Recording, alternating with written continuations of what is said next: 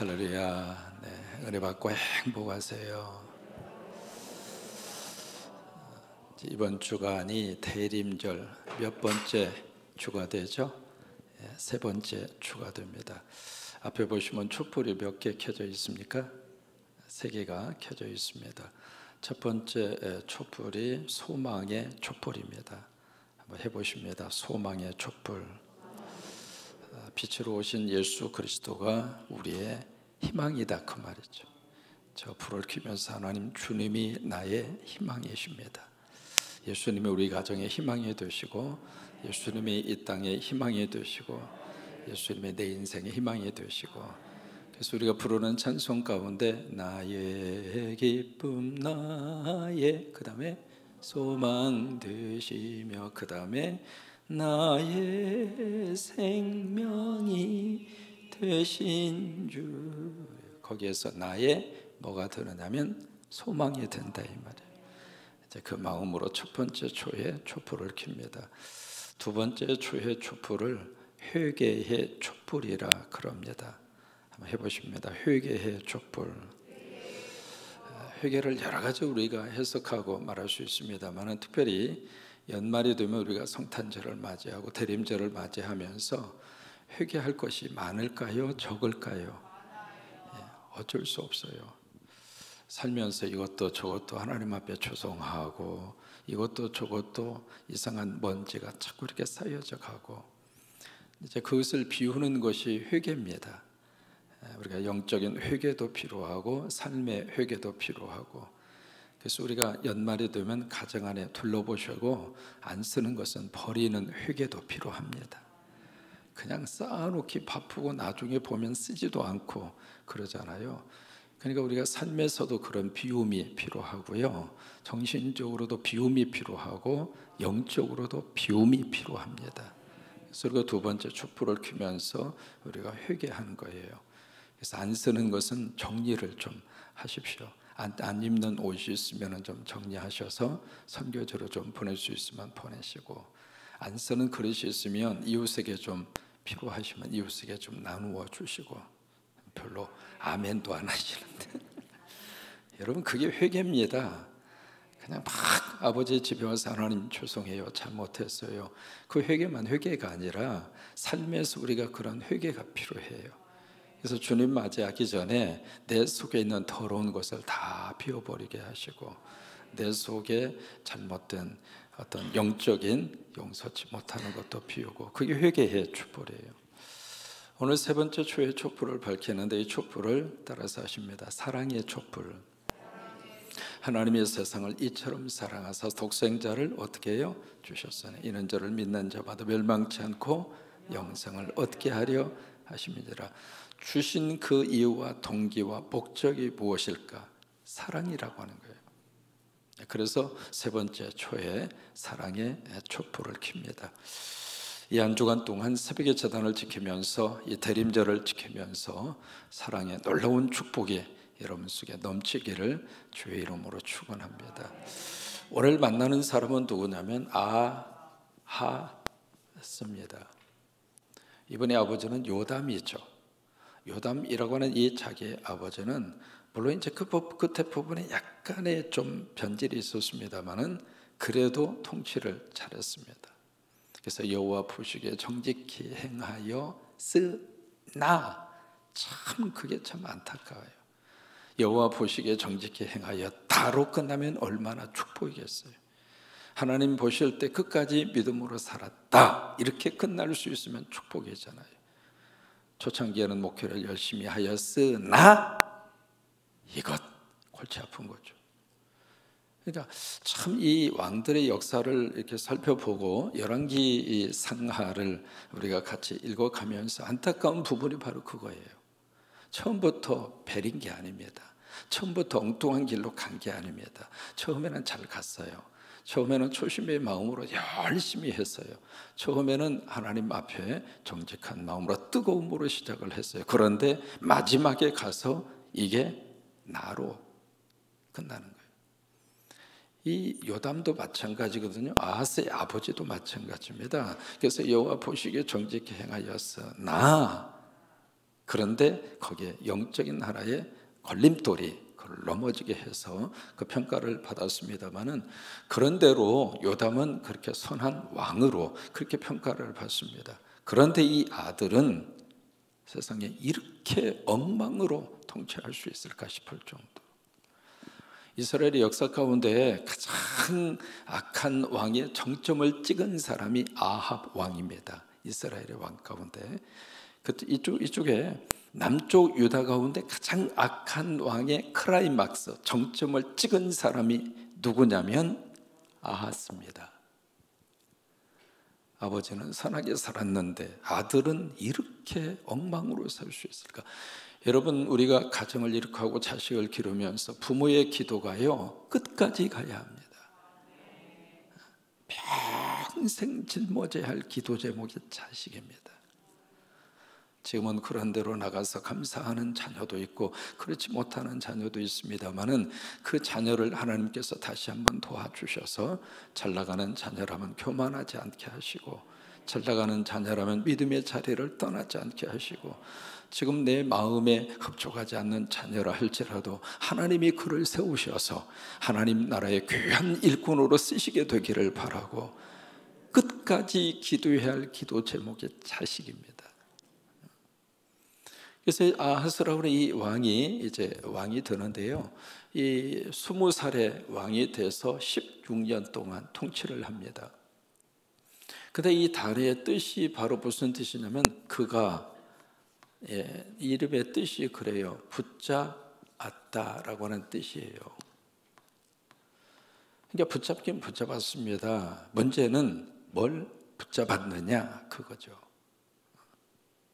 제대로 붙잡아야 그의 인생에 복을 받고 그렇게 살 수 있잖아요. 그런데 이 아하스라는 사람이 그가 붙잡은 것이 하나님이 기뻐하는 것이 아니었습니다. 그래서 이게 나에게 힘이 되고 우리나라의 힘이 되고 자기 통치에 있어서 가장 중요한 통치 철학이 되겠다, 그렇게 생각을 하고, 이 아하스가 붙잡긴 붙잡았는데 썩은 동아줄을 붙잡은 거예요. 그러다 보니까 본인도 왕의 자리에서 실패했고, 여러분, 대통령이 실패하면은요, 나라가 실패하는 거예요. 한 개인의 실패로 끝나지 않습니다. 권력의 자리가 크면 클수록 그 책임자가 잘못하면 그 밑에 있는 사람 모든 조직까지 전부 다 그 영향을 받는 거예요. 왜 성경은 권력의 자리에 있는 사람을 위하여 기도하라고 했을까? 그 사람이 잘되고 성공하기를 위해서이기도 하지만 우리가 믿음 생활 편하게 하라고. 그래서 이 아하스라고 하는 이름의 뜻이 그가 붙잡았다, 그 뜻입니다. 한번 해봅니다. 아하스, 그가 붙잡았다. 그러면 아하스가 뭘 붙잡았는가? 이 아하스라고 하는 사람은 한 사람에 대한 성경의 총평가가 나옵니다. 그 평가가 2절에 기록이 되어져 있거든요. 2절 같이 있습니다. 아하스가 왕이 될 때에 나이가 20세라 예루살렘에서 16년간 다스렸으나. 여기서도 참 다스렸다 이렇게 나오면 얼마나 축복이겠습니까? 다스렸으나 나로. 근데 그의 조상 뭐예요? 다윗과 같지 아니했다. 여러분, 이게요, 이 평가하는 평가 기준입니다. 그러니까 다윗의 길을 하나님께서 인정하신다, 그 말이죠. 다윗의 길이 복받는 길이었다, 그 말이죠. 다윗의 길이 하나님이 함께하는 길이었다, 그 말이죠. 여러분, 새해를 다윗의 길로 걸어가십시다. 다윗이 가는 그 길로 우리도 아멘 순종하고 할렐루야 하면서 하루하루 그 길을 걷는 것이 축복인 거예요.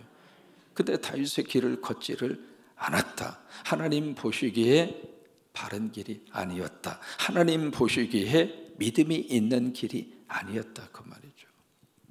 그래서 다윗의 길을 걷지 아니했고 다윗의 조상과 같지 아니했고, 그 다음에 그의 하나님 여호와께서 보시기에 정직히 행하지 아니하고, 3절을 같이 보십니다. 이스라엘의 모든 여러 왕의 길로 행하며. 이게요, 굉장히 어색한 표현입니다. 이 아하스라는 사람은 어느 나라의 왕이냐면 남쪽 유다의 왕입니다. 남쪽 유다의 왕이 지금 어느 길을 쫓아가고 있는가? 이스라엘 왕의 길을 쫓아가고 있는 거예요. 여러분, 이게 지금 사실 말이 안 되는 거거든요. 어떻게 이쪽 남한의 대통령이 북한에 있는 최고의 정권 지도자의 모습을 닮아간다? 말이 됩니까? 아니죠. 지금 그렇게 된 거예요. 아니, 어떻게 예수 믿는 사람이 안 믿는 사람의 행동을 따라간다? 말이 됩니까? 안 되죠. 우리가 새벽일단을 지키면서 은혜 생활하는 우리 믿음의 사람이 그런 은혜 생활을 안 하는 사람의 모습을 보고 그것이 좋다고 막 그쪽으로 따라간다. 이게 얼토당치도 않죠. 그 모습이에요, 그 모습이에요. 남쪽의 유다의 왕이 북쪽 이스라엘의 왕이 하는 짓을 그대로 따라서 지금 걸어간 사람이 아하스예요. 이 아하스 왕이 지금 이제 성경에서 뭘 그렇게 잘못했는가? 두 가지를 지적을 해요. 첫 번째로 뭘 했느냐면 이 왕이 가장 크게 하나님 앞에서 잘못한 죄가 이 혼합 종교입니다. 하나님을 안 믿은 게 아닙니다. 예배 안 드린 게 아닙니다. 하나님도 믿고 성경도 읽고 예배도 드렸습니다. 그런데 그 속에다가 엉뚱한 것을 갖다가 막 집어쳐는 거예요. 혼합 종교입니다. 두 번째가 이 아하스의 가장 큰 잘못을 뭐라고 지금 지적하느냐면 웨세를 너무 많이 의지했습니다. 어떤 위기 상황 속에서 하나님을 붙잡아야 할 이 왕이, 왜? 이스라엘 자체, 이 유다라고 하는 나라 자체가요, 하나님이 세운 나라입니다. 그래서 위에 통치자가 누가 계시는가? 하나님이 계시는 거예요. 마치 미국은요, 이게 우리가 알고 있는 것처럼 청교도들이 잉글랜드, 영국에서 이렇게 살다가 그쪽에 종교적으로 너무 국가에서 간섭을 하고, 그래서 믿음의 양심을 지키기가 힘들고 하나님의 말씀대로 사는 것이 너무 제도적으로 힘들고, 야, 우리 그렇게 하지 말고 믿음의 자유를 찾아서 목숨을 걸자. 그렇게 해서 메이플라워라고 하는 배를 타고 그들의 대서양을 횡단을 해서 바로 보스턴, 바로 거기 항구에, 플리머스라고 하는 항구에 도착을 해서, 그렇게 해서 그들이 거기에다가 미국의 저쪽 동부 그쪽을 뉴 잉글랜드라고 합니다. 새로운 영국을 건설을 하자. 그 새로운 영국이 뭔가? 믿음의 자유 위에 우리가 이 땅에서 새로운 사유와 새로운 국가 시스템을 가지고 시작하자. 그렇게 했잖아요. 지금도 미국의 대통령은 취임 선서를 할 때 손들고 선서합니다. 우리나라는 국민들을 대상으로 선서하잖아요. 헌법을 준수하고 뭐 그러면서 선서하잖아요. 그리고 자기가 안 지키고. 근데 미국에서는요, 성경 위에다가 손을 얹고 선서합니다. 대법원장 앞에서. 그렇게 해서 이제 통치를 하겠다. 그렇게 해서 이 나라의 어떤 시스템과 정치 이념을 잘 보호하고, 그렇게 해서 이제 이 임기를 시작을 하겠다 해서 그렇게 시작을 하잖아요. 근데 이 유다라고 하는 나라는요, 이스라엘도 마찬가지고 철저하게 누가 세웠는가? 하나님이 세웠어요. 그러니까 하나님 중심으로 이 나라가 돌아갈 수 있도록 그렇게 해야 할 그 나라인데, 그래서 하나님이 세웠기 때문에 위기 상황이 오면 하나님을 붙잡아야 돼요. 근데 이 아하스는 위기 상황에서 뭘 붙잡았는가? 웨세, 외부의 세력을 붙잡은 거예요. 이 혼합 종교가 어떻게 지금 이 땅에 들어오게 됐는가? 3절이 그것을 우리에게 설명을 하고 있습니다. 3절 처음부터 읽습니다. 이스라엘의 여러 왕의 길로 행하며 또 여호와께서 이스라엘 자손 앞에서 쫓아내신 이방 사람의 가증한 일을 따라 자기 아들을 불 가운데로 지나가게, 이게 불을 피워놓고 불 속에 뛰어 들어갔다 나왔다 그 말이 아닙니다. 불에 태워서 바쳤다 이 말이에요. 끔찍한, 여러분 종교가요, 이 제대로 된 이제 고등 종교가 있고 그 다음에 하등 종교가 있습니다. 이 하등 종교의 세계 속으로 들어가면은 사람이 완전히 상상할 수 없는 짓을 합니다. 어느 종교가 우리 사회와 이 땅에 지배를 하느냐에 따라서 그 나라의 미래가 좌우되는 거예요. 고등 종교로 가면 갈수록 사람을 귀하게 여깁니다. 사람의 인격을 인격으로 대합니다. 그래서 그 사람이 어떻게 쓰든지 인간다움의 삶을 살아가도록 그게 고등 종교가 가지고 있는 기본이거든요. 근데 그렇지 않는 종교는 신의 이름으로 상상할 수 없는 행동을 하게 하는 거예요. 여기 불 가운데 지나가게 했다. 자식을 제물로 바치는, 그게 몰록이라고 하는 신입니다. 그 신을 섬기는 거예요. 이제 그것으로 끝나지 않았습니다. 4절에 보시면은요, 산당이 나오죠. 작은 산이 나오고 모든 푸른 나무 아래에서 제사를 드리며 분향하였더라. 이게 혼합 종교의 극단적인 모습이거든요. 그러니까 주일날 가서 예배드리고 평일에는 가서 산에 올라가서 굿하고, 좀 속이 이제 뭔가, 표현이 그렇습니다만 껄쩍지근하고 뭔가 이렇게 분명하지 않고 그러면은 무당에게 가서 점을 치고, 연말 연초가 되면 토정 비교를 통해서 운세를 살펴보려고 그러고, 이게 우리 생활 속에 있는 혼합 종교예요. 이 혼합 종교의 어떤 정점을 찍은 사람이 아하스입니다. 이제 그 두 번째는, 이게 이제 이스라엘 지도 이제 많이 보셨으니까 기억하시잖아요. 지우는 거가 어디가 있어? 여기 이제 갈릴리가 있고 이게 사해가 있잖아요. 지금 이쪽 나일강이 이렇게 흐르고 있고요. 여기 이제 이 부분 즈음으로 해서 이쪽이 이제 북쪽 이스라엘이고 여기쯤이 남쪽 유다입니다. 땅덩어리가 그렇게 크지 않아요. 조그마한 땅입니다. 그게 이제 둘로 나눠진 거예요. 지금 무슨 일이 있느냐면, 여기 이쪽에 갈릴리 위쪽 부분이 이쪽에 아람, 지금의 시리아입니다. 다마스커스. 여기 이제 아람이라고 하는 사람의 이 이름까지 나옵니다. 르신 왕이라고 하는 이 왕이 바로 이쪽 북쪽에 있는 이스라엘하고 같이 연합군이 된 거예요. 동맹을 했습니다. 그래서 이 북쪽 이스라엘 왕은 베가, 이쪽 아람 이 왕의 이름은 르신, 이 두 왕이 같이 연합군이 돼서 누구를 공격했는가? 이쪽에 유다를 공격합니다. 이 유다 입장으로서는 지금 힘이 약해서 북쪽 이스라엘이 공격해 와도 어떻게 해볼 수가 없어요. 그런데 이 두 개 나라가 하나가 돼서 지금 유다를 공격해 들어오는 거예요. 나중에 또 무슨 일이 있었는가? 이쪽에 에돔이라고 하는 나라가 있었습니다. 이 에돔이 또 유다를 공격합니다. 그러니까 유다 입장으로서는 이게 완전히 죽어라 그런 모습이 된 거죠. 그래서 이 위급한 상황 속에서 이 유다 왕 아하스가 이때 뭘 해야 되는가? 우리 늘 가지고 있는 답이 있잖아요. 이런 상황에서 정말로 하나님 믿고 붙잡는 사람은 뭘 해야 할까요? 예, 여러분, 기도가요, 그냥 평상시 우리가 생각하는 것처럼 기도해서 뭘 될까요? 여러분, 기도 안에서 될 게 뭐가 있습니까? 이 위기 상황 속에서 정말 해야 할 것은 하나님 붙잡는 거예요. 하나님 붙잡으면 하나님이 지금도 살아계심을 믿으시면 하면 그 살아계신 하나님이 가만 계시겠느냐 이 말이에요. 우리는 그 믿음을 가지고 삽니다. 절대 위기 상황 속에서 이것을 해결할 수 있는 가장 큰 것은 기도입니다. 여러분, 기도처럼 강력한 힘이 있는 게 없습니다. 여러분, 기도처럼 하나님의 놀라운 역사와 능력이 우리 속에 즉각적으로 이루어지는 놀라운 축복이 없습니다. 우리가 이제 1월 1일부터 여기까지 살았습니다. 우리 성광교회 안에